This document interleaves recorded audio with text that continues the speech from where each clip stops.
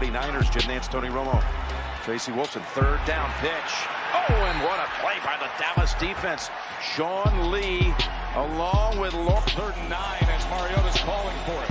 Here comes pressure. Batted away by Lawrence. Ball is loose. As there's a fight for it still. It appears as if Sean Lee finally recovers it at the 15. What a play by D. Wall. Now to the left. Empty set here. On first down from the 44-yard line. What's up with you guys? It is your boy West Coast, and we are live in the building. Hey, man, my technical department said that we was running slow. I have an agreement. I am contractually obligated when it's certain people that's in my feed tell me West Coast we slow or they say we choppy, I got to start the whole system over. You know what I'm saying? When my technical support say, you know, don't open that email, you don't open it. You know what I'm saying? I had a couple of my texts in my comment box telling me West Coast, restart the system, come back. So I did that for y'all. It looks like we moving even more faster now. But I was just doing the robot. But yo, now that we got that out of our system, let's get it popping. Because y'all already know whenever we have technical difficulties and we come back, them be the best shows, low-key. Them be the best shows, low-key, to be honest with you. So I'm really excited about this show. So let's get it popping. Now, if I'm on live, you already know I'm always gonna have a Cowboy cousin on the line with me, unless I'm on my phone. But I like talking about Cowboy. You know what I'm saying? He didn't pretty much put his foot up on the couch. You know what I'm saying? Since he moved in, rent is due on the 1st, not the 24th, not the 6th, but on the 1st. Since you're so comfortable over here at Dallas Cowboy Scouting, we gotta pay some bills. So, Boss Cow, I'm gonna let you pay the bills today, man. Let me give you some shout outs in that comment box, man. I know you see some people you recognize. Oh, yeah, I see my boy Brad. He on my page. And then, obviously, What's up, Brad? Buddha in the building. Joe out of Italy. Never get a wink of sleep. Never get a wink of sleep. Hey, Joe, don't be at work on your performance review talking about, but Dallas Cowboy Scouting, but Boss Cowboy, no. But good. Thanks for the support, though, Joe.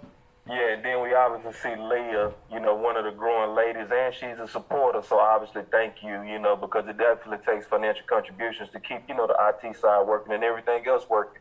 Because we got big plans, we need supporters, and you know, nobody asked her, but she did it anyway. And then obviously we got Rachel. We get a lot of love for the ladies again. I mean, so you know, obviously I love that, you know, and just not flirting with my female fans, but obviously you want to see that diversity. You know, you want to see that diversity that's in the Dallas Cowboys, where you have smart lady fans, you have smart guys, but I love to see our lady fans. And one of the things I really love about our lady fans, West Coast, man, and you know, obviously I want to hear your thoughts on this, is I watch our lady fans, man, they back up every other fan. Like, I'm in other groups, you know, where it's a whole lot of different fans, man. Our female fans keep up and beat down anybody. Absolutely, man. And just to talk about, I mean, you gotta say it like this, man. We was all Cowboy fans because I mean, me, when I don't even say all, but I'm just say me in particular. I am a Cowboy fan because of a woman Cowboy fan. And I'm gonna be honest with you, like, my mom growing up was not one of those like really, really knowledgeable people about football. But it's just like she always loved football. Like, she's always loved football. So I remember my mom used to always, she told me, she's like, you can be a Cowboy fan and you're gonna be my last name. She used to tell us, you know, those are always the two things you always gonna be as a Cowboy fan, and that, you know, and what we are now. So, you know, it's your beginning and your roots. And the one thing I love, I think, the kind of the full circle of this, and one of the small joys in life that I get now is when, like today, when Rod Smith got, you know, when he didn't get nothing because, you know, he was our free agent, you know what I'm saying? So no one should have any ill will against Rod Smith because, you know, it's funny when people get signed to other teams, no matter where they go. I always feel like some fans feel like they be like, F the Cowboys, I don't want to play for you anyway. No, that's not how it works. They want to play for anybody, you know what I'm saying? And it don't sound like the Cowboys were most interested in Rod Smith too. So, you know, like today, my mom hit me up. She's like, hey, Zeke lost his backup. What we going to do at backup? You know what I'm saying? So it's like that whole, you know, someone who brought me into this, tell me you going to be a Cowboy fan now, is entrusting me for her knowledge and her wisdom on that actual thing. So that's just like amazing to me. But just to kind of touch on Rod Smith and, you know, what happened with today. Rod Smith went ahead and signed a contract with the New York Football Giants to be their backup running back. I don't know what the contract details is. I'm not saying it don't really matter because I don't want to come off like, all weird and stuff, because I'm going to keep it 100 with you. Rod Smith is a solid dude. Like, he was a 100% solid dude. Him and Keith Smith are really, really good buddies. So you guys know how I feel about Keith Smith. He showed West Coast a lot of love. One of the first players to ever take me on the field, ever like look out for me, you know what I'm saying? And Rod Smith was, at training camp was one of those guys that looked out for me since Keith has left. So I got mad love for Rod Smith. And I remember at training camp, man, I told him, bro, at training camp, and I got the video, I put it up on the page.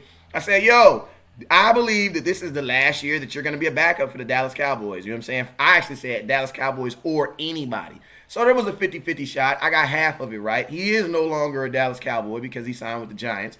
But at the same time, man, I'm happy for him. You know what I'm saying? And looking on my side, if it would have been the Cowboys signing an outside divisional opponent, I would have been saying, regardless of position, that's a good move. Why? Because you're getting someone who knows your division. You know what I'm saying? So just like I say that, that Landon Collins move out there in Washington, that was a good move for Washington. Why? Because you have a guy that's going to be able to play up against a team 6 times a year. So that's a wealth of information they'll be able to bring. Not saying that Rod Smith's going to be able to give that to the Giants, because supposedly our offense is changing.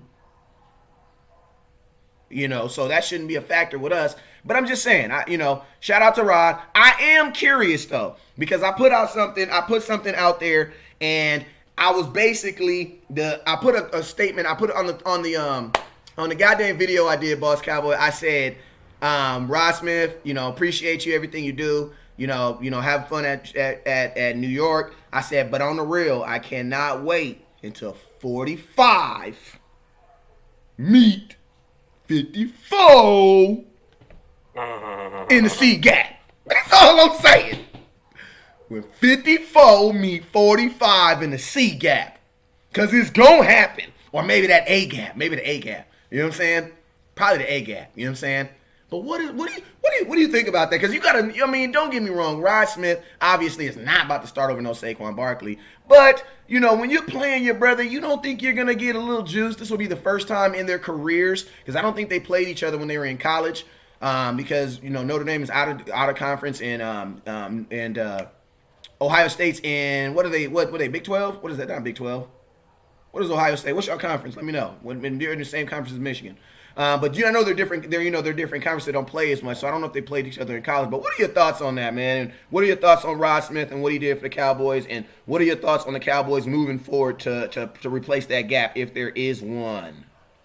Well, he's replaced. That's one. And then first, to echo your comment on your mom, bro, it's funny to be on the shows with you, man, and learn something on the show, because I was echoed exactly what happened when you have with me. My mom is what really kind of made me a diehard. Like, she raised me on the stories of Staubach. So again, shout out to the ladies, especially seeing them grow. But y'all make a difference. Sometimes y'all raise the men to be Cowboys. But my thoughts on Rod is, Rod, to me, he took a little bit too long to get going with us. Especially when you're a backup. You have to be the type that can kind of already be in rhythm, which is asking a lot for a backup. But when you get your chance, you got to be the person that can kind of keep that rhythm going. And he too many times it took him a little bit too long to get going. Like, it would take him about a game to kind of get in rhythm. And what I noticed about him is he used to come across a little bit too anxious. He used to run up the backs of his offensive linemen a lot, and it would be holes to his left or right, but he wouldn't see them because he was running up people's backs. But then a game later, it would be like they coached him up from the film, and then you would see him kind of a little bit more patience, and he would show, that bruiser back that he was. So he never, to me, had that Randall effect that was kind of behind Murray. Because when Randall used to get in and go, right? Same thing with Morris, right? Morris, when he got his chance, it's like as soon as he touched it, he was in rhythm. It was almost, I'm a natural back, and it doesn't take me much to kind of get in my zone. So with the guy that we just drafted, it really just kind of, it looked like the Cowboys already had their minds made up that this guy just really doesn't fit as a quality backup, that we can get a little bit better. And that's what they did. And I think Weber is an improvement to him. And I think Weber is going to be able to have the same effect of Zeke, but with less yak, So, he just really, to me, never fit. And then another thing about him that was also disappointing was his blocking. It was too many times that he missed blocks and was almost lazy on blocks at times. It was sometimes just downright disappointing. And when you're not getting a bunch of reps, man, you got to show that you're willing to do the ugly, dirty, nasty work that gets no credit. Almost like Moose Johnson. Moose Johnson, every time he touched the ball, the crowd would say, Moose.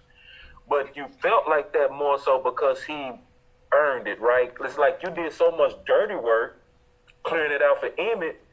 Even if you didn't get a yard, the crowd wanted to reward you by, acknowledging we see you. You know what I mean? It's like it became like a thing for Dallas that whenever he caught anything, touched any ball, everybody said, Moose, all at the same time, So just, it's unfortunate, but it's business, and I wish him luck, but I don't wish him luck.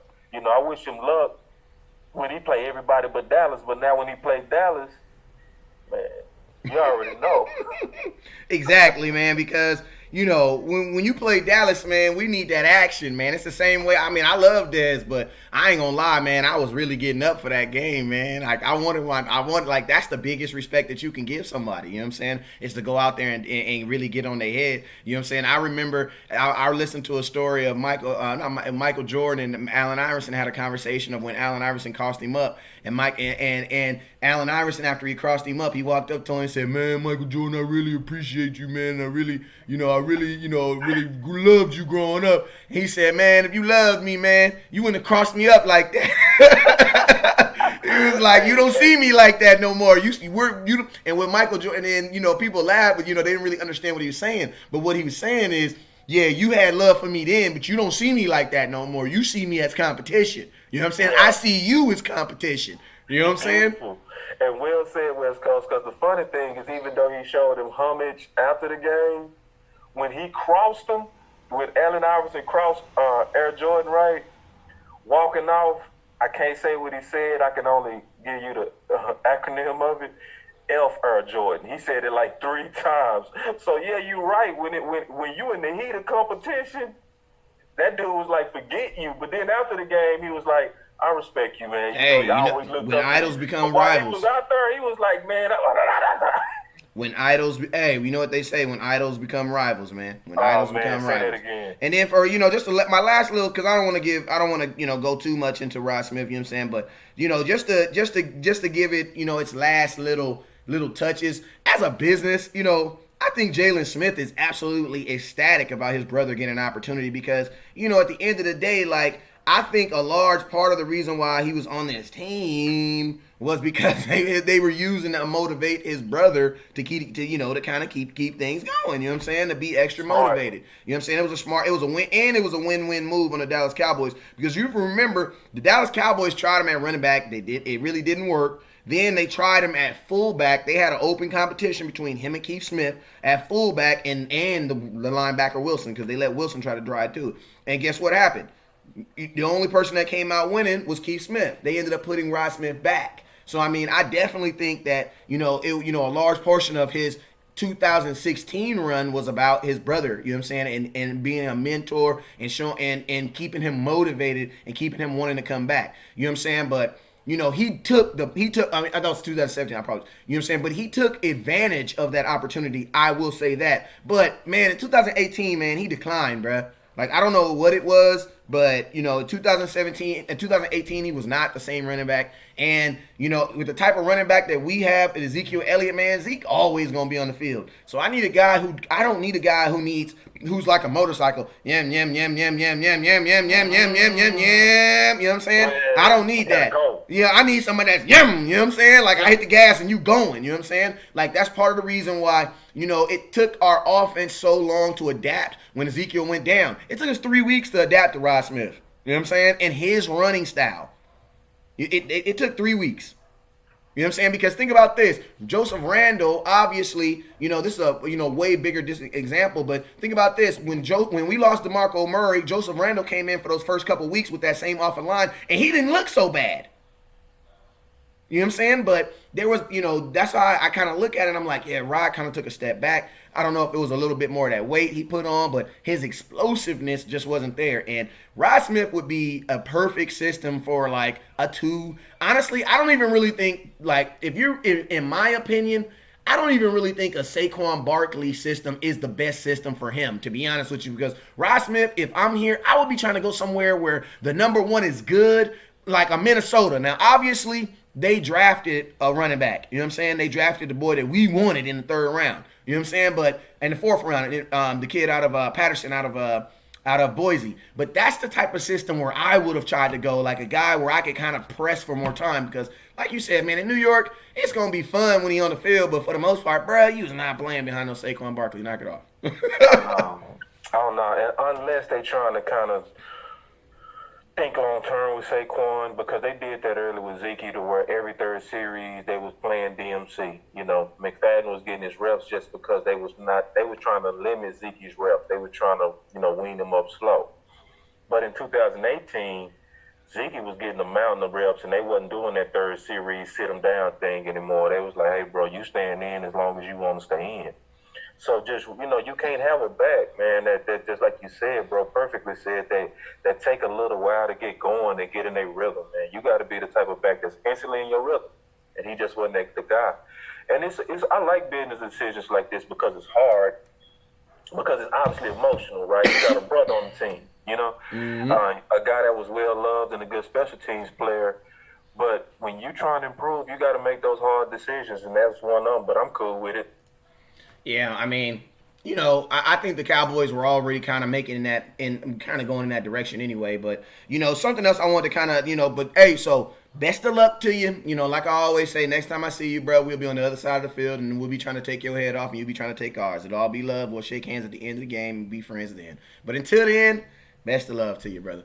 So the next thing I wanted to kind of talk about, was something like we were kind of kicking around. And it was kind of like, not necessarily what are the biggest weaknesses, but what are the biggest question marks that you have about this team right now? You know what I'm saying? And that is going into this next training camp, because realistically, the Dallas Cowboys, we added 13 undrafted free agents, how many draft picks? 8 draft picks. So that's what, 22? 4, 5, 6, 7, 8, 9, 10, 11. That's 21, you know what I'm saying? And we added about 3, I think it was free agents, so that's 24 new people in the star. You know what I'm saying? But for the most part, what we have right now on our team, this is our team going into the season, barring any injury, any crazy stuff, or barring Randy Gregory coming back. You know what I'm saying? So looking at it as your totality, and it's all its totality, and this is very, very early in the season, in the beginning of the season. What are your biggest concerns? And we'll just go with, I have 3, you have 3. We'll start with your first. You want to start with my first, or what you want to do? I'll go first. Go ahead. Actually, let's let the folks in the comment box go first. People in the comment box. Remember, we don't want you guys to say, what do you guys think is the worst player? That's not what we're asking. It's not what we're asking. You know what I'm saying? We are asking you guys, if you are in a position of management in the Dallas Cowboys, it is your goal to assess risk. What is the biggest risk that you see right now? Boom. Not player. If it is a player, then hey, it is what it is. But hopefully it's not an individual player, because that wouldn't be good. But Boss Cowboy, go ahead.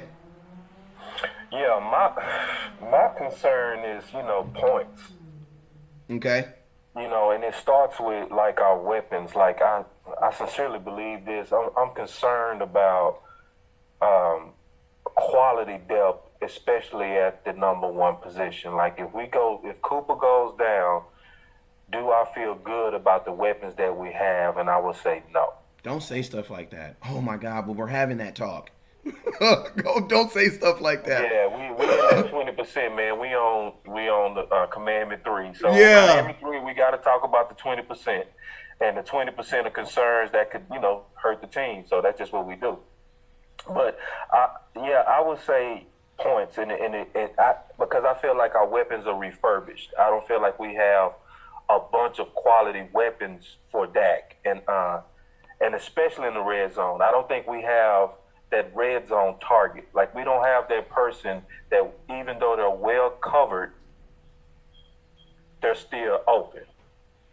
And that's one of the main reasons I was lobbying for, during the draft and free agency, a certain type of receiver. Not necessarily just a route runner like Cooper who gets open through routes. You need somebody that can win in tight spaces. So, like, obviously like a Dez, but not just Dez. That's why I was high on Hakeem Butler. And then at the end, I was excited when Metcalf came available. And even right now, I would even be open for Crabtree, because that's one of Crabtree's strengths. Crabtree's strength is in the red zone. He might not kill you between the 20s, but when he get in that red zone, he's a killer finisher. Like, look how he did Awuzie. Awuzie sat on the bench in the Raiders game and said, "I've never been done like that in my life." Yeah. After Crabtree schooled him, And if you look at the 2016 season with Crabtree, yes, I know he's old. Yes, I do. But when you look at him, Crabtree accounted for 5 game-winning catches for Carr in the red zone, So that would be my first. It's just concern would be our red zone weapons and us scoring points, because we finished the season ranked 22nd in points, and I don't really. And that's after Amari Cooper? Wait, time out. That's after Amari Cooper? I believe so. So you're meaning if we didn't get Amari Cooper, we're probably like worse, 29 or worse. So I mean, that's just a concern, right? And obviously, I don't even want to get into it because I was going to take one of your points accidentally, but go ahead. That would be my one. Okay, so scoring. I mean, I'm going to be honest. I ain't going to go in on it too long because, this is my thing, right? Jerry Jones said last year that our biggest issue was execution. You know what I'm saying? Ezekiel Elliott said our biggest issue was execution. You know what I'm saying? Dak Prescott, said he wasn't comfortable. That sounds like execution. Now, my only issue with points is this. It's going to have to come within. Like, the points are going to have to already come within, because, Boss Cowboy, we didn't really do anything outside of what's already in our building to guarantee more points. I love me some Tony Pollard. I do. But I don't put that type of responsibility on rookies. I just don't. You have, right now, 13 first-round draft pick wide receivers from 2010 who have never scored a touchdown in the NFL. Never. Not one. Not one. Picked in the first round. So that's why when it comes to scoring points in the NFL, it's really, really hard. And I just don't put that on any rookie to be able to just come in and guarantees, unless he's a kicker. God darn it, those kickers. So, yeah, man, I'm going to be honest with you, bruh. Like, I think that's going to be an open wound that I think we're going to be able to classify these in 2 different categories. It's going to be an open wound or a closed wound, a healing wound. I'm going to be honest with you, man. That's one of those I'm going to have to see it to believe it wounds, bro, because, there's nothing that you can tell me that's going to convince me that we're going to score more points right now. Jason Witten, Tony Pollard, that's it. That's what you added to your offense. After only scoring 22 points, that's what you added. Hey, okay. You know what I'm saying? You know what that's telling me? Boss Cowboy, you don't need to be concerned. It was us the whole time. It was us really executing. And guess what? West Coast's biggest concern, which is, I'm going to be honest with you, Kellen Moore. I knew that was yours, and I was just Kellen Moore. But yeah, so it's like, it's funny because before we did this, we agreed that we were going to do 3 biggest concerns. And he was like, no, I don't want to do 3. I want to do my own 3. I was like, damn, that means we got 6. Yeah, I told West Coast, he told me, man, what's going to be our 3? I said, no, man, you have your 3. I'm going to tell you my 3. So I didn't even tell him my 3 yet. Yeah, so it's amazing to me how you're like, and it's not, I don't want to say it's amazing because it's kind of scary.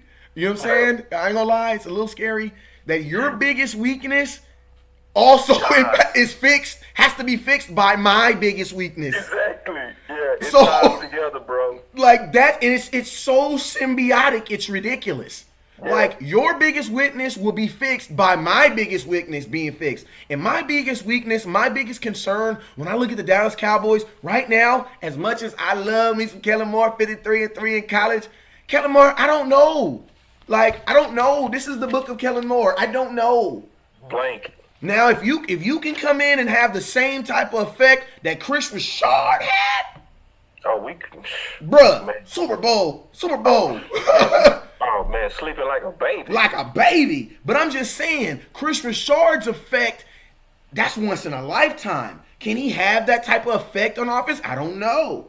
Can we talk about that real quick? We can talk about that because I'm I concerned. want to address that concern because I might make you feel a little bit better. Go ahead. A couple of things about Kellen Moore that's starting to grow on me. I heard one of the guys say on 105.3 The Fan. I can't remember who. I would want to give him credit for it, but he made a good point, and I wish I could just give him credit for it. But he made a real good point about Kellen. I want to parrot it. He said that it's one thing when you get coaches that come from coaching genealogies and where they was groomed into coaches. And he named a lot of them, like obviously Sean McVay, and then Shanahan. They have a different dimension of the game, because they was raised and their dinner tables was about schemes and how to set up defenses. They was basically groomed for it. And I like what Jerry said about Kellen, that gave me a way better feeling about Moore. He said, when you're dealing with somebody like Kellen, who also is green, which concerns me and concerns you. But I like what he said. He said, Kellen doesn't know what he don't know. So the good thing about that is he's free to just experiment versus Linehan is a dinosaur. So there are certain things that you just kind of become your system. Well, Kellen Moore doesn't really have that yet. He's more wide open. So it gives him a chance to kind of be freer and more creative because he's not pigeonholed into and discipled into a system that he just became addicted to. Yeah. So I heard what Michael Irvin said about Kellen Moore, and I loved it because he was quoting Zeke. And this is what I loved, and I almost just, went to sleep in tears. Zeke said, man, he's smart, man. When he was talking to Michael Irvin, he said he will listen to us. Well, what did we talk about yesterday, big bro? We talked about that. I didn't like the fact that players said that Kellen Moore and possibly the organization did not listen to them because, in my opinion, it made me feel like that there's a chance that could happen again. And we talked about Scott Linehan being closed-minded to suggestions and not right? listening to players. And I brought up the thought. I brought up the thought. And actually, hey, I'm gonna help you out real quick because I got the tweet. I actually got the tweet right here. Let me see. And we got it right here, and I'll read the tweet off. I'll read it to it. But I mean, that was my concern because I'm like, yo, what if there's ever a situation like that again? You know what I'm saying? Like, because I know when I'm raising my kids, situations happen, one-offs happen. We understand that. But I need to know, convince me. I'm more concerned with convincing me on how this is never going to happen again. Convince me on what's going to happen next. You know what I'm saying? So Michael Irvin on the Rich Eisen show says he has, hey, shout out Eisenhower High School. Michael Irvin on the Rich Eisen show said he had doubts about Kellen Moore as Cowboys OC, but changed his mind after talking to Ezekiel Elliott. Zeke said, Michael, the kid is smart. He'll learn. He listens to us. What we see on the field, he'll listen and incorporate it in a game plan. So when I see that, what I hear is, first off, I heard that he called him a kid. You know what I'm saying? I heard that he called him a kid. So what he basically said is, he said that Montaro was like, yo, you young like this. You young like us. Man, we don't want to hear none of that. I know I love Al Green, but we ain't trying to hear that, man. They trying to hear that. Them youngsters trying to hear that Trippie Redd and that that music you can't even hardly understand. I'm old when I start calling rap that music that I can barely understand.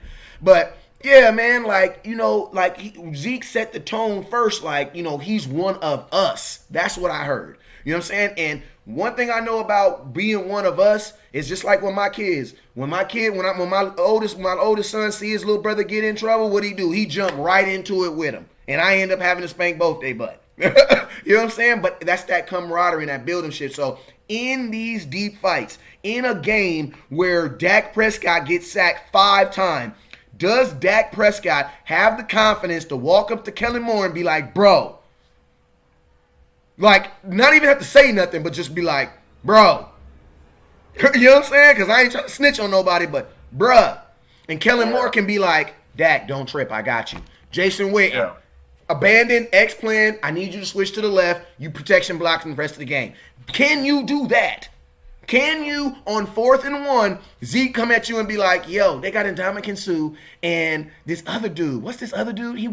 Is it 66? No, it's 99. He wear number 99? Yes, that dude. Donald, they're right in the middle. I don't think it's going to be beneficial for me to run right up the middle with no fullback. You know what? That makes sense. Why we try something else? Can they have those type of conversations? Because if they can have those type of conversations, we're going to get more than what we had last year. Because I don't even think we were having those type of conversations last year. Bruh, and then one more thing, because I'm going to steal one of the points from the scouts that's on my page. He said, and if Kellen Moore slips, Jason's job is on the line. This came from Carlo Harrington, Star Game. He said if he slips, Jason's job is on the line. He would have to take over play calling. And I like that. Yep. I mean, that's a good point, too. But I like that because, we talked about Jason Garrett's track record, especially in throwing, the throwing game, which is where we lack. We don't have to worry about the running game. We know that. It's us in the passing game in points, So even if we kind of fall off track with Kellen Moore, or he really not what we think he can be, the fact that having Jason Garrett as a play caller is also a step up from Scott Linehan. Hey, I'm about to blow y'all mind away real quick. You know what I'm saying? Because I know he just said that, Jason Garrett was a pretty decent play call. I'm about to blow y'all mind real quick. If you're sitting down, I need you to sit down. Sit down. Get ready to hold on to something. Y'all ready? Is y'all ready? Get ready to hold on to something. All right. I'm about to show y'all something real quick on one Mr. Jason Garrett. You know what I'm saying? The old redhead himself. Look at this. Now, this is Jason Garrett. This was when Jason Garrett was calling our plays. This is the passing yards. Now, obviously, we had Romo, the GOAT. Don't get me wrong, you had Romo. So, obviously, Romo does what? He throws the ball more than Dak. Not even that he throws the ball farther or that he throws the ball better. He throws the ball more than Dak. So, obviously, he's going to have a better... Yes, he's going to have a better opportunity to have more yards. That is just mathematical. You know what I'm saying? But I will say this. With Romo, he's best at 4th. His worst is 9th. But on average, we're ranked 5th. Jason Garrett, bro, if you can get me to the 15th passing offense in the NFL with Zeke, bruh, are you kidding me? Yeah, if we are 15th passing, just 15th, we ain't got to be number 4. If we are 15th, exactly middle of the NFL, bruh, we're scoring 40 points. We're scoring 40 points. Yeah, and that also is a credit to Jason, but it's also a bad thing about Jason because this type of play calling could have maybe saved our season last year. Like, this is where I feel like he failed us. To have a resume as beautiful as him on play calling, because, people might not like Jason Garrett, but you cannot hate on him as a play caller. You can't. And Jason Garrett was looked at as the hot guy. Let's go just throw everything about your way because I don't like a couple of things about it. You know what I'm saying? Because one of the scouts raised a good point. Our in-game adjustments, our in-the-game adjustments are bad. I agree. I want to give him credit for it. I'll pull you up and give you credit for it. But I wish he would have took over, and that's what the Texans coach did. When their play calling was suffering, he said, "I'm taking over." Yep. And he took over. So, but so I guess a concern number 2: if Kellen Moore is failing, does Jason Garrett have the courage and and the balls to go ahead and take Hey, over you know the what? reins. Can I put a hat on real quick? Because that's how. Hey, you know how sometimes you see your kids out there and they do something to make you proud. You know, every now and then one of my scouts they say something and they just make me proud. Like that made me proud right there. Like, because honestly, that was the biggest problem I had with Jason Garrett. How can you see someone failing? Yeah. How can you just like? That's the only thing that I don't. And I'm gonna be honest with you, like. If he ever don't work for the Cowboys, because I think that would be a totally rude question to ask somebody while they work for the organization. But if I ever see him on an airplane and I'm just passing by, I'm going to ask him that question. Jason Garrett, bro, look, bro. We're 3-5, bro. Wide receiver by committee, bro. You had wide receiver by committee when you had Miles Austin, right? You made that work.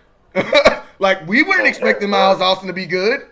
He just, one preseason later, we buying his jersey. One preseason game later, we're buying his jersey.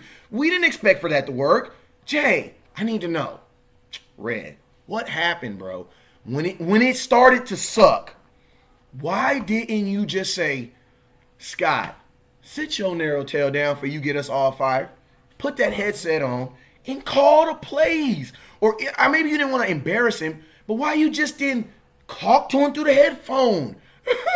Like, that's the only thing that's like my biggest problem with Jason Garrett. And it's like when I put stats up like this, it almost makes him look worse. Why? Because you're like, bro, I know you can do it. So why didn't you do it? That's like the biggest concern with parenting is like, not when your kid don't know how to do it. Because if your kid don't know how to do it, it is what it is. You got to show them how to do it. You can't get mad at your kid because they don't know how to do it. What parents get frustrated about is like, when I know you have the capability, when I have seen you execute, and you don't. My boy Bob Hick made a comment on your page. He said, I think Gary didn't interfere out of respect for Scott. And I agree with I that. agree with him too. Go ahead, Boss But I Cowboy. hate it, bro. I hate it too. If you heard me side, that's why I side, because he right, and it angers me. Because that's the wrong answer, man. It's the wrong answer. I mean, we had a chance at a Super Bowl literally last year, and it's like that's what frustrates me about Dallas, which also brings me to concern number 2, politics. Mm-hmm. It's like we don't make the right decisions, and we take too long to make the right decisions. Like, it took us too long to abandon receiver by committee because more than likely somebody was concerned about offending Scott Linehan's vision. Yeah. And that's not how football is. Football says you only been at this school a week, but you can throw better than the guy that's been here 3 weeks. Hey, guy that's been here better than 3 weeks. Yeah, I know your mom make all the cookies and stuff. That's what's up. But, yo, you ain't playing this weekend. Why? Because see that dude? We about to win some games. And I'm going to tell you something, too. Something that I noticed is this. Look at 2014. Who was your quarterback in 2014? Romo. And that was statistically his best season ever. Like, he was third in MVP votings. And he's 16th. So think about this, man. This decline in the passing has not been something that just happened. 2014, we were ranked 16th. We got, what, second round of the playoffs? You know what I'm saying? 2015, 27th. 2016, 23rd. 2017, 26th. That's ridiculous, man. Dak Prescott's best season, 23rd. It hurt, bro. And it's like, man, that hurt, bro. Like, that really, really hurt. And you know, I mean, I'm pissed because I even think about the throws that Dak made. I challenge anybody to tell me 2 games to where you saw a route outside of a fade or a stop and go as our deep ball options. And just think about that from a defense standpoint. If you know that 99% of our deep balls are going to be a stop and go or a fade, that's so easy to scheme and defend. You really can just call cover 3 and that's taken away, bro.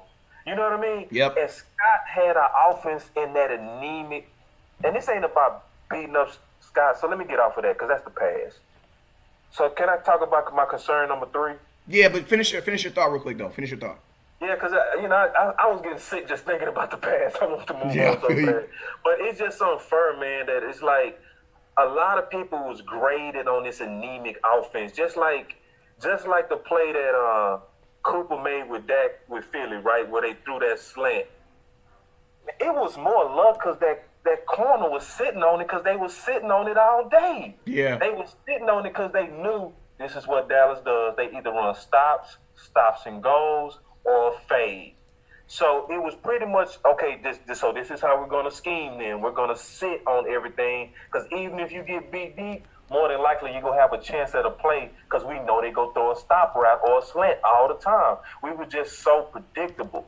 And so it took that ball bouncing off the Philly guy into Cooper's hand to win the game. And Cooper himself, even though they was putting up a mountain of yards that game, him and Dak, went for 200 that game, Cooper was still aggravated because he was like, bro, again? Like, he literally said, cutting him up, we running that again? Another stop route? Yeah. And him and Dak had to just say, you know what? Bro, we're not doing that, bro. This is out of hand.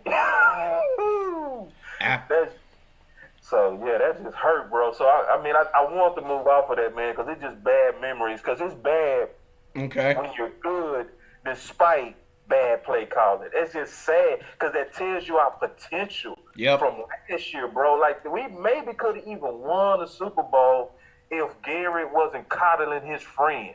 Yes, this guy gave you your first play calling job, but he was a dinosaur. And you failed us as a leader, bro. You failed the whole city. You failed the whole world because Cowboy fans worldwide. You know what I mean? You failed, brother.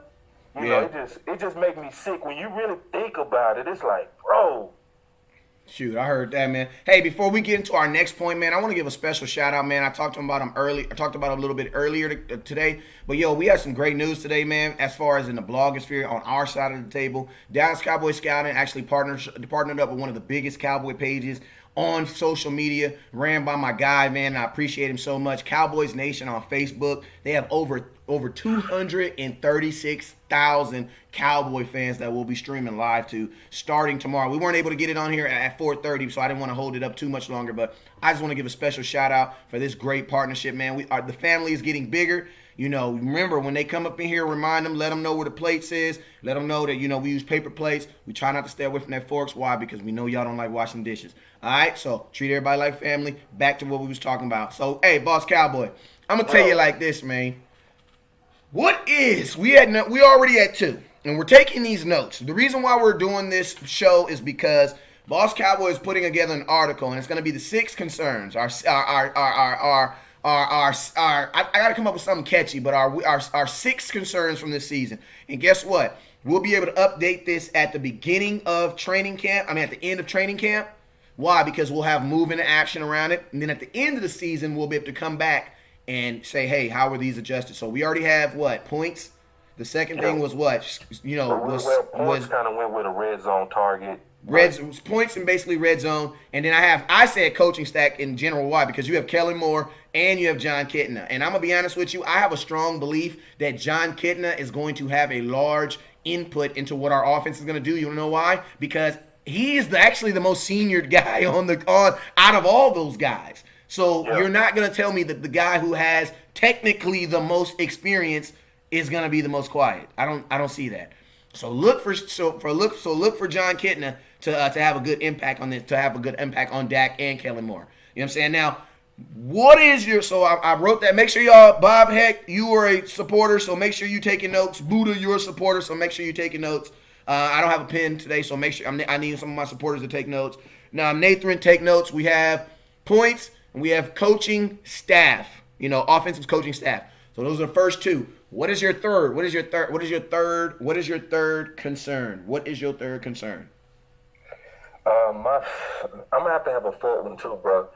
And I'll get to that one quick. Well, we got 3. You got 3 each, so you're good. You only at 1. He said, "I'm gonna have a 4th." Oh my God, no. I do, bro. I just caught that right now. I just caught it right now. Yeah, my third concern is Mayer. Because this kicking game. Okay. With points. So I'm thinking about special teams. I'm thinking about how he did hit kicks. That's tough to say, y'all. Believe that he did hit his kicks. But a lot of times, even when he made his kicks, he was spraying them. He was 80%. Exactly 80%. That means if he missed one, he's 79. And I think some of our games going to come down. Matter of fact, it's obviously most of our games are going to come down to the kicking game, like for real, like straight up. And I like it when he got on his run, but then I saw his confidence go down once he kind of came out of that Redskins game and missed that kick. Mm-hmm. At least Darren Bailey was mentally tough. That's one thing you can say about Darren Bailey. Even though the injury took him out, he had to be mentally tough to be as exact as he was in the moments he was. You know? So that would be my third concern. Okay. Hey, shout out to my boy Justice, man. I'm gonna tell y'all right now. I give him up. I don't try to take nobody's credit for nothing. You know what I'm saying? I go live too much to ever lie, steal, or cheat on you. You know what I'm saying? You see too much of my life. Boss Cowboy the same way. But I'm gonna tell you right now, my boy Justice, man. If it's two people that I know that wants, my boy Loel, the one that got he got like a little sign as his profile picture. He wants Jeff Heath released. I know that for sure.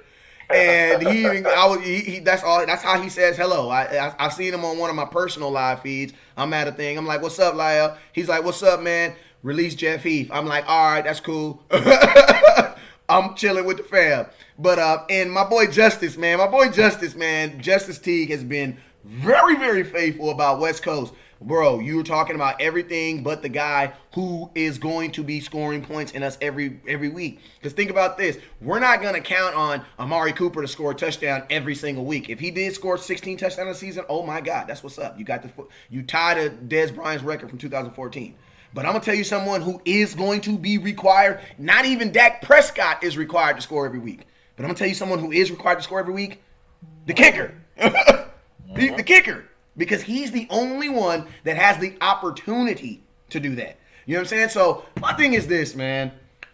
I'm okay to ride with him another year, but I am bringing somebody in because, bruh, at 80%, like if you said, West Coast, your battery is full, I'll be like, okay, I'm good for the day. You'd be like, oh, I look at my phone, it's only 80%. I'm like, no, I'm going to make it to lunch. That's too close to 70. You know what I'm saying? And think about this. If he's a 79% kicker, we're having a whole different conversation. A whole different conversation. Think about this. Throw some stats out there. We played 18 games last year. 7 of those games were less than 3 points. Out of those 7 games, 5 of those games, our offense had the ball. You know what I'm saying? So that means you're either winning by a touchdown or a field goal. I'm going to be honest with you guys. When you're only scoring 22 points, your kicker's pretty darn important. Like, the Saints kicker, he ain't too important. He not too important. He probably don't even go out on the field. But when you rank 23rd and 24th in the NFL in points, you had better have a good kicker. You know what I'm saying? And the reason why we're even having a conversation about a kicker is because we've always had the GOAT. You know what I'm saying? So the fact that we're even having a conversation about a kicker lets you know that we should be having a conversation about a kicker. That's just what it is. You know what I'm saying? Because we shouldn't be talking about the kicker. We should not. Go out there, kick the ball, bro. You don't even tackle. Go out there, kick the ball, do what you're supposed to do. But when you start having those conversations about a kicker, that means you need to have that conversation about a kicker. So I'm okay. I'm cool with Mayer because hopefully he improves. If he improves, that means he's going to be a pretty accurate far kicker, which he is. Because the 50s and the 55s, I'm like, Mayer got this. It be them 37s, man. Them 31s. Them 33s. Lord, don't let it be no 36. Them be the kicks that scare me, bro. No, bro. Like, he'll hit a 90-yard kick and then shank a 20-yard kick. Yeah, like them be the kicks that scare me, man. So that's my take. You know what I'm saying? But I'm okay with riding with them. But one thing I know about the Cowboys is, that's how we found Mayer. We are gonna bring a kicker in. We brought kickers in even when we had Dan Bailey. You know what I'm saying? And that's how we got Mayer. That's how we got Money Mayer. All right, so that's yours. My second biggest concern is actually coming out of the comment box. So shout out to y'all who said this. Yeah, good comments on this one. Obvious over and over and over. And that is, man, we playing Washington. Dak boots out to the left. He gets smacked. This time, he don't get up. Who's going in? Who's rowing me to victory? Because right now, I carried 3 quarterbacks for the first time in 15 years. We didn't even carry 3 quarterbacks in 2015 when we didn't have a starting quarterback, so we kept 2. We still didn't kept 3 quarterbacks then. You know what we did? When one was sucked, we released them and brought another one in. But we kept 3 last year though. So that makes me believe that they are not very confident in who they want as their backup quarterback. And I'm gonna be honest with you, I am under the thought with the Cowboys, how they've done things in the past, that if something did happen to Dak, that we're probably gonna bring a free agent quarterback in. Yep. Why? Because Jerry Jones values a season too much to let that ride in the hands of hopefully Cooper Rush or hopefully Mike White can get it. I don't believe he's going to do that. I don't. Just like he didn't wait for football. He didn't wait for quarterback. He didn't wait for wide receiver by committee. Heck no. He waited, 8 games? We can fix it. Let's fix it now. So I don't think. I think if Dak went down, my opinion, I think your backups are still going to be your backups, and we'll bring a free agent quarterback in, whoever's best available, or we'll trade for like a Brian Hoyer or somebody. But I just don't think that they're going to give the reins to Rush or White. I just don't believe they will. What are your thoughts? Man, I don't have nothing to add to that. That's a fact. I mean, we saw what happened in 2015 when we went 4-12. That was on quarterback play. Yeah. That was all about quarterback play. We was picking the top of the drafts, of all those drafts, because of quarterback play. Like, nothing really just derailed us like not being totally prepared in backup quarterback. The reason why we have Dak right now, contingency plan, was because of 2015 when we went 4-12, because we was playing musical chairs with all these quarterbacks, and none of them was working.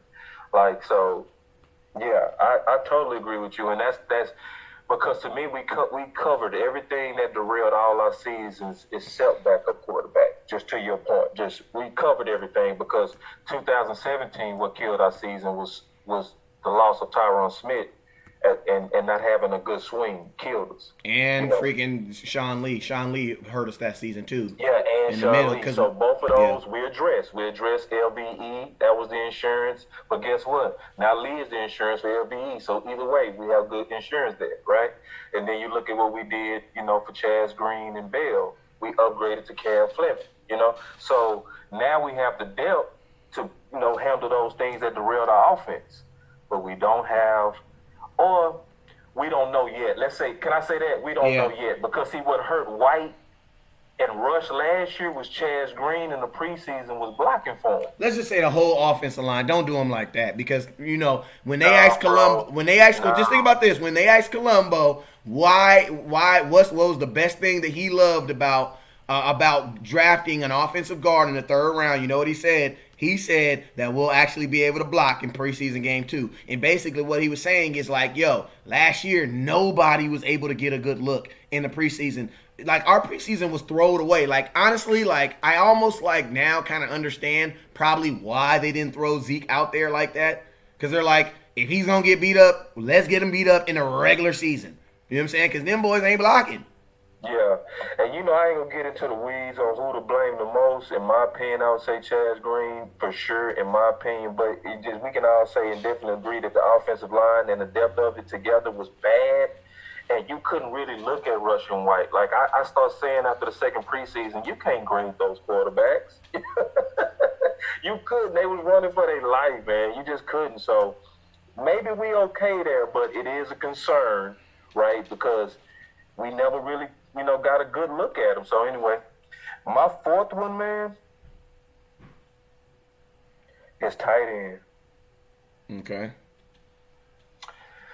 Because a lot of reasons. Because Witten is old, and I don't know what's going to happen. He's been a year away from football. Sometimes a year away from football is good, right? You give your body a chance to heal. But sometimes being a year away from football is bad. You lose the hardness in your muscles to be able to take on the impact. And it's a very violent game, and Witten is old. And when we go back to those days to where we was basically coddling Witten, to where we loved him so much that we didn't want to take him out the game. And what did that do? That didn't only hurt the development of the other tight ends. it also hurt the development of Switzer at the time, because Switzer was brought in and was never really used how he could have been used, because it's so many times we had Witten out there split out, and certain games he was just not the proper matchup. Like, I always look at that game versus New York in 2017, and I look at the Atlanta game. If you have the All-22, go check it out. And go really look at the matchup, and you can tell that Witten was locked down. And we did not make a change. Like, we could have just said, you know what? I'd rather us put Swiss out here versus a nickel and make them have a dime package, because that tweener is shutting down Witten. He is not getting open. You know what I mean? And so it's like we kind of pigeonhole ourselves again, and we'll just derail the gains that started to happen last year. Like, we started to see Jarwin come on, right? Like, I want to see Jarwin start the season where he left off. Will us playing Witten kind of take away our ability to see all the tight ends take another game? You know, so I'm just concerned about that. And so, you know, and I know for third and short, Witten is perfect. Third and medium, nobody's better than Witten. Third and long, I pray that I never see him in the game. First down, first and 10, perfect for Witten. You know what I mean? Perfect for Witten. But other than that, these are my thoughts on the tight end, right? Jason Witten in 2016 had like 550 yards, if I'm not mistaken. You know what I'm saying? If I'm not mistaken, he had like 5 touchdowns. One of my scouts backed me up, throw that in the comment box. So what I'm saying is Dak Prescott's best season as a quarterback, as our best offense under him, Jason Witten wasn't effective then. Like, he wasn't a major weapon then. Like, we used him as a tool. I think people need to stop looking at Jason Witten as a weapon. I called him Jason Witten, right? Or did I call him Jason Weapon? Stop using. I think I did. Stop looking at Jason Witten as a weapon. He's not a weapon. He's a tool. He's a hammer. Do you use a hammer on every job? No, you don't. You know what I'm saying? Do you use vice grips on every job? No, you don't. But guess what? The job that you need a hammer for, you need a hammer, man, and you use that hammer. You know what I'm saying? So Jason Witten is being brought in for a specific reason. And to be honest with you, I think he's being brought in to tackle the exact thing that you said earlier, as far as the red zone. You know what I'm saying? Yeah. So it's like, he fit there. Yeah, and he does. Yeah, it's like, but see what I'm afraid of, and I'm just being honest. You know, I'm not gonna cut no corners or pull no punches. It really concerned me when Jerry was like, he said him and Witten had a talk, and Witten said that I'm gonna take a reduced role, but Jerry said, but I gotta see it. Yeah, but we gotta.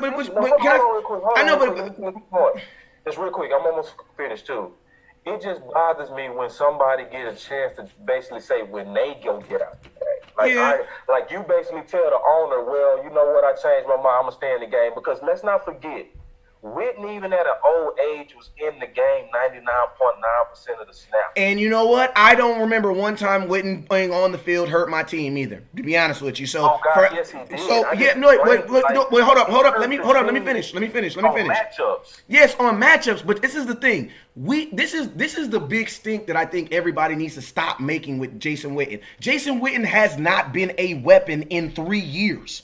Not in 3 years. And if you are a tight end in the NFL who cannot beat a guy who's only been getting 500 yards for the last 3 years, then you don't need to be a tight end in the NFL. You don't need to be a tight end on this team if you can't beat Jason Witten now. Now, this is the big thing I say about when people say, oh, but is he going to take the reps? Bro, we don't even know we don't even know if Kellen Moore's going to use a tight end. Like, what if Kellen Moore's like, yo, I only use a tight end maybe 10% of my offense. So why are you going to reinvest resources in something that you're barely going to use? Our tight end, think about this, guys. First time it ever happened in Dallas Cowboy history. We won a game last year without the tight end getting one target.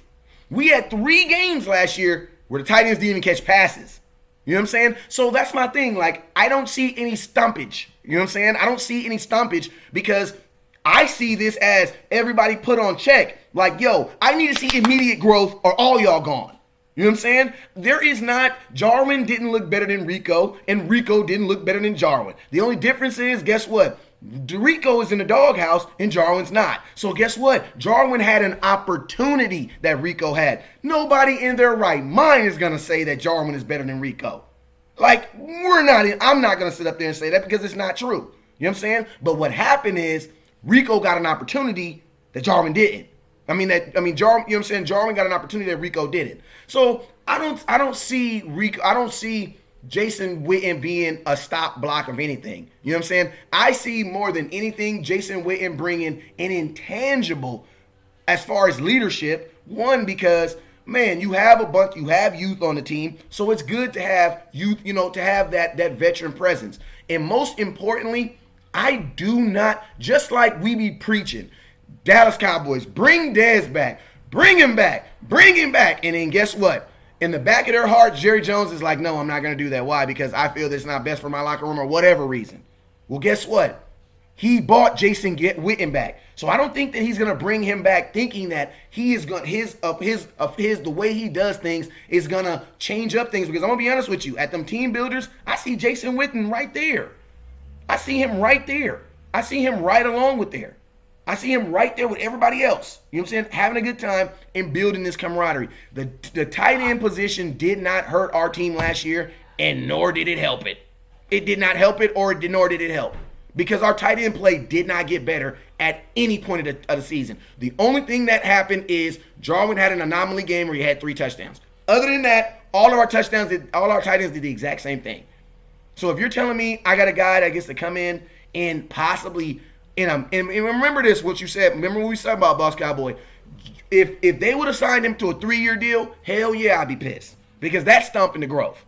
How can you say we're going to stomp the growth of the other guys, but then them same people say, oh, we should bring in Ndamukong Suh. Well, won't Ndamukong Suh stop everybody's growth on the defensive line? But he plays better, but it don't matter. We're talking about growth. How can, D-Law technically stomp Taco's growth?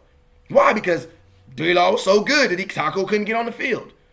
I like it because it's a direct shot at the tight ends. Y'all played so bad last year that guess what? We got a 30-year-old vet that's going to come in here and we're going to give him the opportunity to not take your job because, bro, it's only a 1-year deal.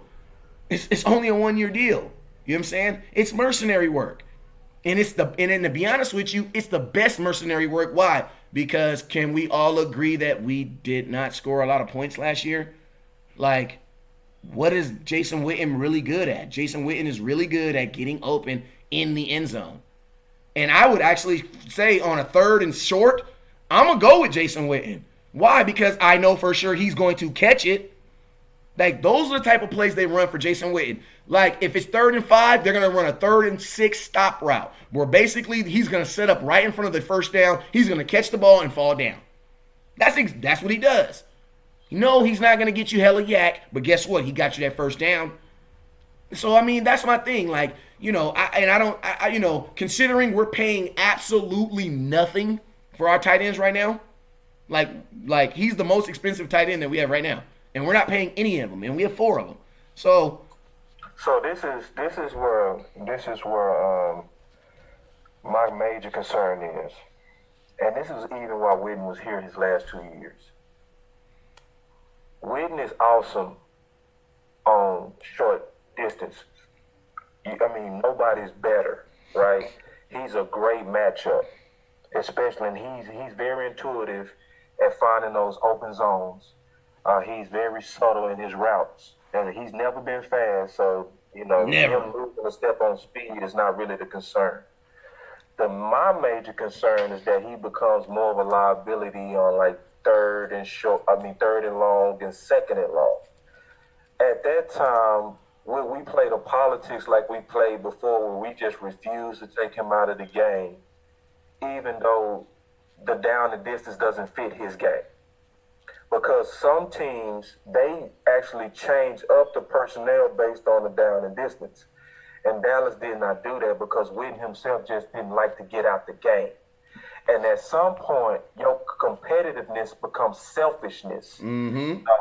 And it's like, I love that you had a fire to believe in yourself, but my man, you are not what you used to be in terms of being able to get us some extra yak and maybe move the chains. You go move those chains when they're short. But when it's second and third and long, I just pray to God. That's why I called it a concern. Mm-hmm. I just pray to God that we don't see Witten in 99% of snaps. Because if you seeing him in 99% of snaps, that means every now and then we still going to be tying Dak hand behind his back and having an old weapon out there that we all know is not going to move those chains on third and long. Very true. I want to see on third and long 4 wides. Because if you splitting out the tight end and using him like he's a wide out, put out there a more explosive wide out, I think it gives us a better chance to convert. Put Noah Brown out there. What Linehan used to do is he would just say, okay, I'm going to split you out, Witten, but they would run a screen basically to Zeke, which always boosted up his catches, but you really was more so punting on third down. So it's just, it's just a concern that I have that because all those tears at his press conference when he retired, and the fact that Jerry was like, well, I would have to. But he was crying for that paycheck that he had just got from ESPN, though. He wasn't crying for. But also, y'all got to remember something. To Jason Witten's credit, he was not on that team last year that only scored 19 points a game, so he was not a part of that. And you also got to think like. I don't want anybody to misconstrue that I'm saying Witten is bad. I'm more so like, are we too in love with him to just have the nerve and the nuts to say, brother, you don't fit this down in distance? Well, think about this. Boss Cabo. Also, Kellen Moore is not going to have any entitlement to Jason Witten because he ain't never coached Jason Witten. Like, Kellen Moore's first year as a quarterback coach was last year. You know what I'm saying? Jason Witten was in the booth. You know what I'm saying? Last time that Kellen Moore was with Jason Witten, they were teammates. You know what I'm saying? So I think Kellen, and then think about this. He was in the huddle with Jason Witten. So I think if anybody is going to understand what Jason Witten can do, it's definitely going to be the quarterback who threw him the ball. There's only 2 quarterbacks who's throwing balls that are still playing right now, and that's Kellen Moore and Dak Prescott to Jason Witten. You know what I'm saying? So I think if anybody is going to be able to get the most out of a Jason Witten for $2 million, a Hall of Fame tight end for $2 million, I think it'll be Kellen Moore. I'm just saying. Yeah. Why? Because it's just that will Kellen Moore have enough? But that's not. But you can't put that on him. You got to say that to the entire offense because we don't even know how he's going to use tight end, let alone Jason Witten. So that's why I said we don't know if Kellen is going to have the autonomy to or will he that's be Jerry overridden? Jones. Yeah, will he be overridden? So these are just concerns, right? Because because it used to frustrate me that we kept Witten in the game. Like, it's like, okay, like, I'm not saying Witten is not good, but at this point, we just have to be honest. At this stage of his game, he don't fit long downs and distances. He don't. That's fine, but we don't have to keep him on the field. You don't got to be on the field for that, though. That's what I'm saying. If we do keep him on the field, that's my concern. If we go back to the days of 99.9% of snaps, and not taking him out the game because we love him and he's such a leader and all this bull crap, it's like, at some point, you got to be able to say, hey, my man, we love your heart, we love your desire, and we know you're a competitor, but you don't fit this down the distance. And we keeping you out there is starting our growth of Switzer at the time. So can I ask you a question? Was a way better weapon for us, on long down and distances than Witten was. It was just obvious. Because Switzer at that time was one of the quickest guys in the combine, and when we finally put him out there for the Philly game and let him go downfield, he got him 6 catches real quick, and we could have had Cole Beasley, Switzer, Dez, and Bryce all out there at the same time. Yes, now, but this is what I gotta say. You need to ask yourself this question. Who are you holding responsible for that? Because the person who was held responsible for that is no longer on this team. Everything that you just said. No. There's a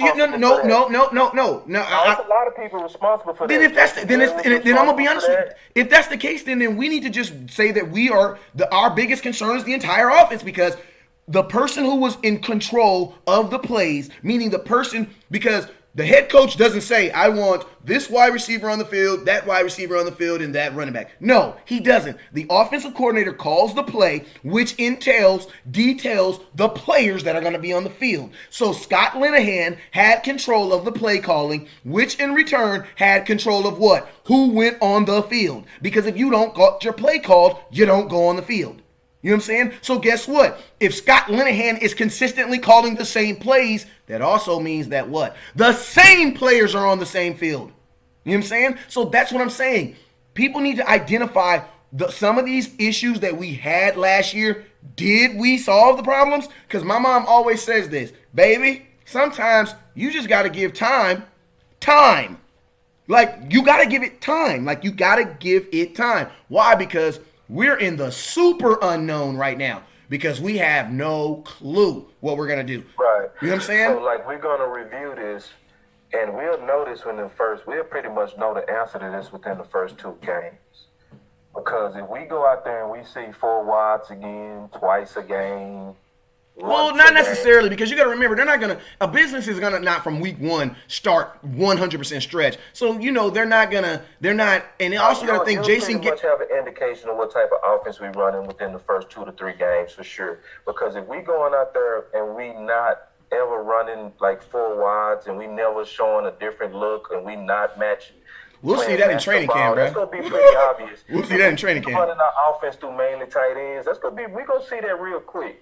So that's why I say it's going to be something that we're going to be able to review, and I'll be able to say, damn, my fear either was for nothing or, oh my God, they still keeping this man out here on 3rd and long. Here go 82 out there on 3rd and 13. But that's what I'm saying. The only way that we could do that is if he down by between the lock. But the only way he's going to do that, that's just not even an option no more. So it's like, look, I'm not saying that it's going to happen. I'm not saying that that's going to happen. I'm saying it's a concern because we know that they love Whitney. Yeah, but that's what I'm saying is, but the person that was calling that plays for Witten isn't here, and Kellen Moore has never called plays for Jason Witten. The last time that they were together, they were on the same field getting the plays given to them, and he was going out and executing them. That was the last time they worked together. Yeah, so like, you know, we said what Kellen Moore is. He's a blank sheet. We don't know. We have a feeling, but we don't know. We don't know if he's going to have autonomy. We don't know if he's going to have absolute freedom. Or we don't know Would you give him autonomy? You know what? Let's just be real. Because I'm a business owner. You a business owner. You just hired, you have an employee who hasn't been doing as well. And now you're supposed to renegotiate his contract. You choose not to. And now think about this. And this is your job on the line. Would you give him a full autonomy? Hell no. No. Well, that defeats your point. You know, so if he's not going to have full autonomy, then we pretty much saying that. Yes, but that's not it. But Jason Garrett's not calling plays though. So that's what I'm saying. But Jason Garrett can decide what packages they go run, and all you got to do is decide what the package is going to be in the primary package for the game, and that pretty much can either guarantee win or not guarantee win. Then Jason Garrett's calling plays then. Then Jason Garrett's calling plays. If you're running a bunch of tight end packages, then you guaranteeing Witten's going to be in the game. If you have pretty much built into your plan of attack, every now and then going to a 4-wide set, then that means there's not going to be any tight ends in the game. That's why I'm saying I'm going to be watching for the packages, not even the plays, more so the packages that we have. Because if we have the packages, especially certain packages, because I'm gonna be looking at those 3rd and longs. And we in 3rd and long, and we go out there and we. Man, it shouldn't even be 3rd and ones. It shouldn't even be 3rd and ones. If we splitting out like Jarwin or anybody, it's like, bro, like we got to be one of the only teams that literally go out there like our tight ends are like killer weapons. Like that's to me, because I'm saying that's how, to me, it's always was crazy how we went out there and we would sometimes have Schultz out there with Jarwin. It's not even just about Witten. It's like, why wouldn't you put your best athletes on the field as much as possible? It's like we was out there with tight ends and those tight ends were just not effective. But we had them out there like they was a good option for Dak. It was like, no, they're not a good option. Put your killers out there. You know what I mean? Make them have to defend you with a dime package. Because if you put a linebacker on some of the tight ends that we had, it nullified them. So it's like I want to see those packages and those matchups and those in-game adjustments that really show that we are more dynamic than just tight end, tight end, tight end, tight end, tight end. It ain't even just written. It's just, are we creative enough to not just be always tight end in our packages? Absolutely. So, I mean, Dallas Cowboys, show some, and I'm gonna tell you this. The cool thing about it is you see a lot of that in training camp. You'll see a lot of that in preseason because it's not gonna take no 2 to 3 weeks because whatever your first team offense runs, your second team's offense is gonna run, your third team offense is gonna run. So you're gonna see those exact same things. But what I don't want people under the thought of is Jason Garrett is sitting up here and saying, okay, we're going to run right action left. Okay, and then he tells Kellen Moore, and Kellen Moore goes and tells, no, that's not how football works. A head coach is an overseer. You know what I'm saying? It is your offensive coordinator who is creating your game plan and then picking the players that are going there. That's why you can't deny when someone says, oh, Scott Linehan didn't like a certain player and he didn't put him in. That is very believable because you can do it. Like, it's very doable. A coach can do that. You know what I'm saying? Just by what? By the play calling. You know what I'm saying? By the plays you decide to call. Right. You know what I'm saying? But you also made a point, though. And I think it has to come this. Like, 2016, we weren't talking about third downs. Like, why are we talking about third downs? Do you know that in 2016, we had one of the higher third down conversion rates? But I'm going to tell you also something that we had that was the lowest. We had the lowest third down attempts. You want to know why? Because we were effective on first downs. Like, trying to be effective on third down is already the wrong way to look at it. Like, you need to be effective on first down.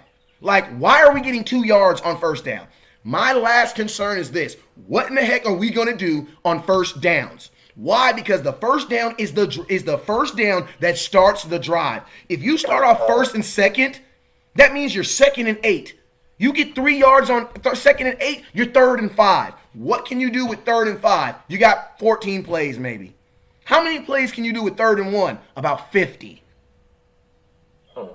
About 50. And to be honest with you, our offense is not designed to pick up large chunks. So anytime that we're like in 2nd 8, 3rd and 6, bruh, that's gonna be a difficult down for us because our offense is not about throwing the ball and them catching it at the first down mark. That's not what our offense is about. Our offense is about them winning at the point of attack, getting the ball and running to the first down.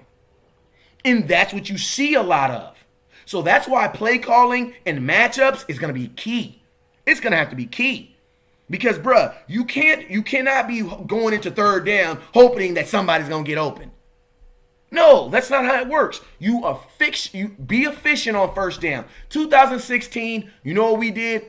First down, we ran. Zeke was getting 6.1 yards per carry through weeks 1 through 8. So you know what that means? What does that mean? If you're getting 6 yards on first down, what is your second down? 2nd and 4. What can you do on 2nd and 4? Man, I got 70 plays on 2nd and 4 and get. Man. I can use all those plays on first down. Because we're only, and so you know what we did in 2016? First down, 2nd down. First down, 2nd down. First down, 2nd down. First down, 2nd down. You know what you're doing? You're moving down the field. You're moving down the field. We were on average seeing 2 third downs, sometimes 1 third down an entire drive. That's called execution. If we're efficient on first down, if you're not efficient on first down, bro, you're doing exactly what you said, Boss Cowboy, about 40 minutes ago. What are you doing? You're punting on third down. And that's what we did. Like, sometimes I would just say, yo, bro, just punt the ball, bro. Just punt the ball. Just punt the ball. Whenever it was 3rd and long, we ran a screen to Zeke, and it got stuffed. Yeah. Every time. And people look up and say, look at how many catches Zeke have. That's also indicative of how many third downs we lost. Exactly. To be honest, because a lot of those catches were screens. He wasn't downfield, y'all. He wasn't really just, gunning it for Dak. He was dump it off, hey, we quit, punt. That was what's going on. Man, good punt on that first down, though. Very good punt on that first down. Is where we – I wonder, just to your point, will we go ahead and just, say, well, we going to be real aggressive when they decide to stack these boxes? Thank you. Like, I want us, like... Go deep, bro. That's when Tony, honestly, Tony Romo and Dez Bryant had a rule. And that was, if you are one-on-one, you're going deep. Why? Yeah. Because that's a 50-50 shot, bro. Yeah, and you can get a penalty and move the chains and everything. It's just a lot of reasons why you do it. You know, and it was so many times it was obviously 8-man boxes, and we running Zeke anyway. I mean, we were so good that a lot of times we still chunk teams like we really, you know, got a big 5-yard gash out of them. I want us, like, good point. I want us to be more creative on first down, like, because you can tell Philly use their passes like how we use our run on first down. That's like, how their tight end had don't 19 mind catches. Throwing a little quick out. They don't care how they get second and short. They don't care. You know what I mean? We feel like the only way we can get second and short is to run the ball. You know what I mean? Yeah. But like that would make us a lot more predictable, and that would also, in my opinion, open up the play action better as well. Now that's a real good point. Is what would we do on first down? Hey, and think about this. In 2016, if you guys remember, 2016, Dak Prescott's favorite play as a rookie. Y'all remember what it was? You know what it was? It was the play action bootleg pass to the tight end. And you know who he was throwing it to? He was throwing it to his boy Schultz. Not Schultz, but the boy we didn't sign. The boy we didn't he just left. We didn't re-sign him. Smith. No, the tight end. He went to we didn't sign him. He went, man, I forgot his name that fast. Well, he was a free agent. Oh, you talking about not Schultz, Swam. Swam, yeah. Swam. Okay. Okay. Swam, Jarwin. But she wanted to wait. Just tell him to wait. I'm finished. But that was his bread and butter. Like, that was his little thing. And I'm gonna tell you why it worked so much, why it was so effective. Because we was killing teams on first down. Yeah. In the run. Yeah. So those are my main concerns. I got a smaller concern, the offensive line. Yeah, you know what? Look at this. I can't see. Hey, they gotta switch around. I don't know. The O-line, I see it. O-line right there. I can read it. Yeah, O-line. Yeah, that was my. I wanted to not go O-line because it was like that is such an obvious. Yeah. Like that is such an obvious. Like, I know, but I'm gonna be honest with y'all. Like, I think people have such an affinity for the offensive line because we know they do so much dirty work that, you know, people get in their feelings when we start talking about them. But yo, man, everything hinges on our offensive line, and when there's too many question marks on my offensive line, that puts a question mark on my offensive line. You want to know why? Because everything hinges on my offensive line. You know what I'm saying? Right. Like, when you only got a plan A, it has to work. You know what I'm saying? Plan B is making sure plan A works. You know what I'm saying? When you that is our plan A. You know what I'm saying? So yeah, my boy Jeffrey said y'all late. I'm like, yeah, maybe we should have had that a little bit up the board. You know what I mean? Yeah, but I just didn't want to. I didn't want to because we always harp on the offensive line. Our boards, but it just, you know, it was like we also talked about it all week too. You know, it's because we still got question marks at the left guard. We don't know for sure, right? Very happy that Connor Williams will gain weight, but we don't know until we see it, right? Yep. And then we know what Collins was. We've been letting him stay there at the right tackle, but he has never really progressed as we hoped. And if he's not progressing as we hoped, then that means Dak is still at some point running for his life, or we going backwards because of dumb holding calls, like what happened against the Redskins, you know? Yeah. Converted. Yeah, so, man. That's definitely concerning. And that also, just to talk about it real quick, it's like, I feel like that's another place to where we're stubborn, right? Like the whole fan base is just pounding the table saying, okay, we want to see Williams at least play some right tackle. We want to see it. I mean, you only drafted him to do it. You only drafted him to do it. It's sad because West Coast and I say we want to see it. Almost everybody on every thread is saying, I know my boy Ron Humpert and different people been saying it, and my boy Kerry been saying it, and Buddha been saying it, and everybody and their mama been saying it, right? Is we at least want to we want Dallas to put their toe in and test it. Yeah. And it's like, are they going to admit, like they admit with Byron Jones, that it was a bad move to move Collins to right tackle? Or are you going to say, you know what, let's move him back to where he was most competitive? So, I mean, but unless you got a comment on that, it's still a way more positive than our 7 concerns. Yeah, I mean, because my thing is this. If we talk about the positive, we won't have enough show. Yeah. If we talk about the positives, so don't take this show as the sky is falling. We just basically kind of lining out things to be kind of looking for that could really, to me, put some holes in our seasons or kind of hurt us a little bit. But if we talk about the positives, Oh my God. Yeah, I mean, definitely. I mean, we have more positives than negatives, but I mean, you don't going into a business, you're not gonna focus on the positive stuff. You're gonna focus on the things. You're gonna focus on those. They call them areas of opportunity. You know what I'm saying? Right, What are my yeah. areas of opportunity? Like, where can I improve? You know what I'm saying? And here right. at Dallas, I want to kind of say that a little bit because I don't never want people to think that me and you are just Debbie Downers. It's like, no, we just want to have conversations of how to improve. That's kind of how you are, and that's exactly how I am. You know, the way we always kind of saying, okay, I love the receivers, I love this, I love Dak having an off season, I love that we got insurance in these different areas, I love that we ramped up the defense, I love that we deep on the D line, I love that we're not gonna have to worry about injuries derailing us and all that kind of stuff, and we can go over all the positives.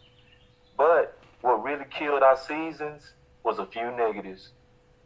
yeah. The seasons that derailed, it was just a few. It was one issue in 2015 that killed us, backup quarterback. It was two that killed us in 2017. It was the swing tackle position and Sean Lee having no insurance on him.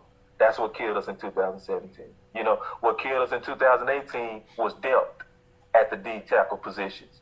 So it's like, it's these talks that can save a season. Not, oh, everything is rosy, it's gonna be fine. Nah.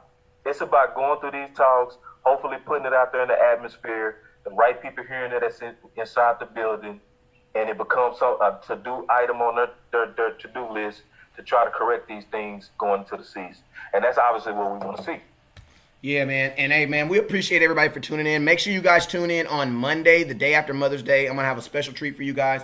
I have newly drafted Donovan Wilson's mother going to be coming on the show. We'll be interviewing her, kind of talking about her draft process, his draft process, what she did to support her son throughout the draft process.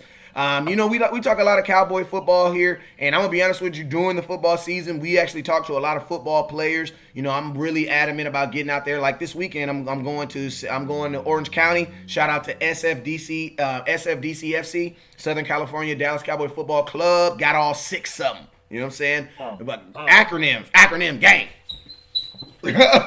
Yeah, but SFDC DC is going to be having an event, and I'm going out there on Saturday. I'm going to be interviewing Roy Williams. So we interview a ton of players, and that's kind of like the finality of what they've gone through. But, the Lord really put it on my heart to start talking to some of these players' mothers and now I say mothers, we got to get some daddies on here too. You know what I'm saying? Because now, even I'm saying it now because the Boss Cowboy's like, yeah, you interview a lot of moms. I was like, yeah, well, I don't know what the hell these daddies doing. Yeah, I'm in my kids' life, goddamn. Yeah, I want to hear from some of these dads. Yeah, I'm in my kids' life, know that. You know what I'm saying? Yeah. But yeah, man, we got to get some dads on here too.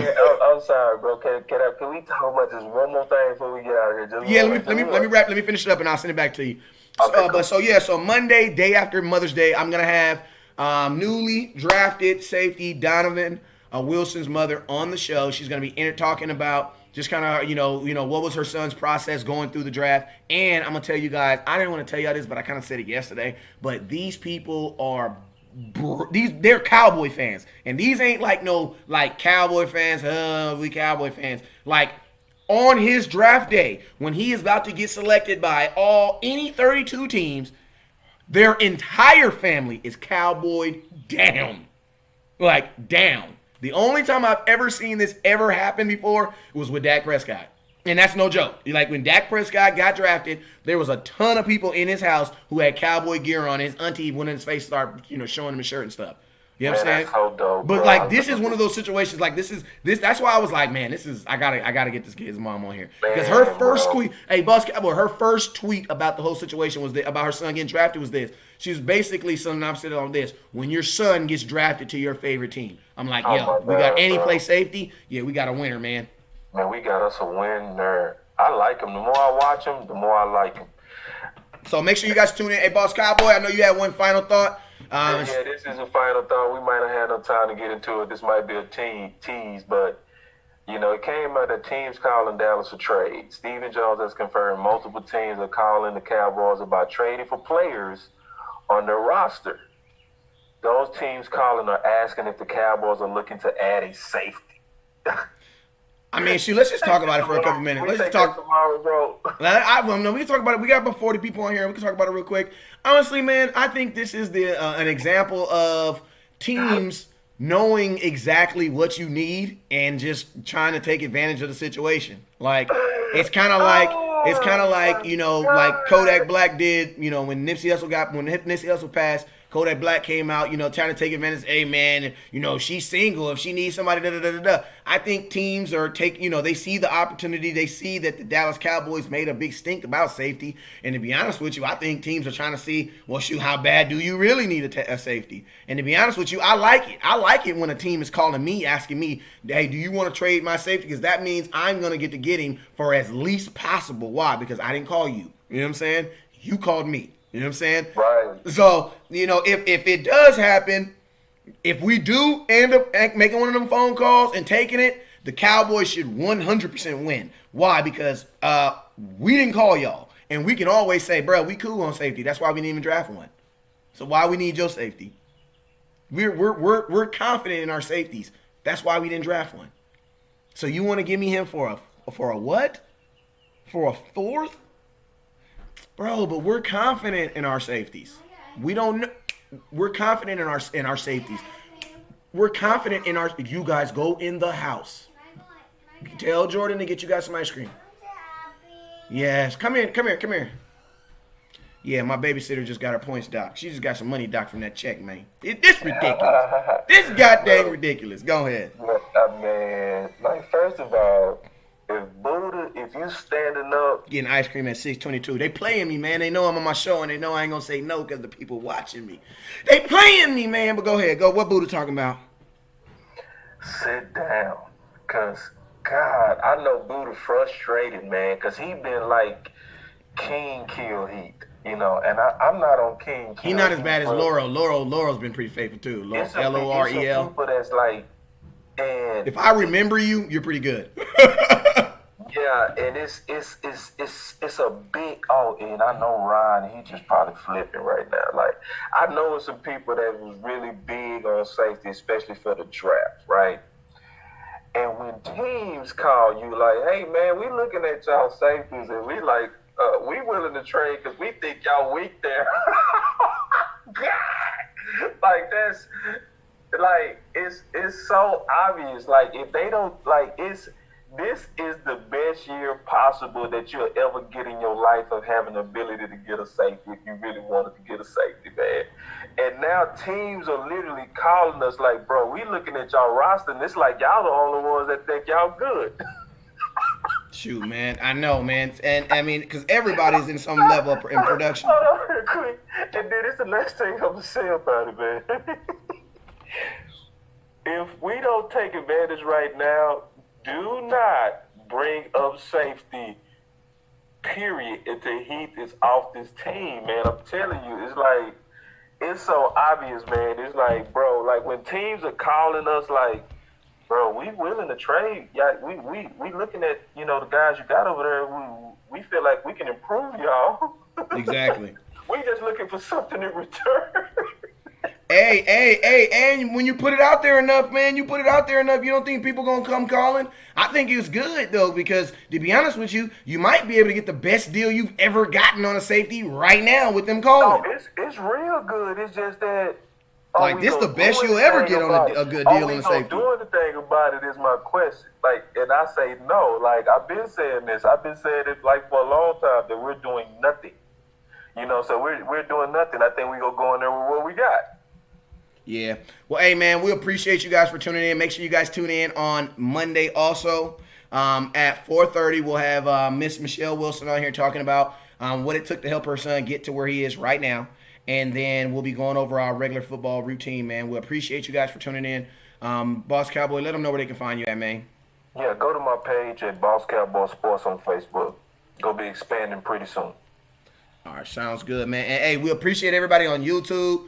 Everybody that's been tuning on YouTube, we're going to keep on putting out great material on there. Also, remember, starting next Tuesday, we're going to be doing shows exclusively on YouTube on Tuesdays and Thursdays. So make sure you guys hit that subscribe button so that you can get all that footage. We will be sharing the link on Facebook so that you can tune in on. You can use your Facebook to go to the YouTube, but you're going to have a YouTube profile to be able to watch the show. So make sure you download YouTube if you ain't already got it. I'm pretty sure you do. Make sure you download it because we'll be going live on Tuesdays and Thursdays on YouTube exclusively. All right, man. I'm West Coast, man. You already know what it is. Never look down because the star's up.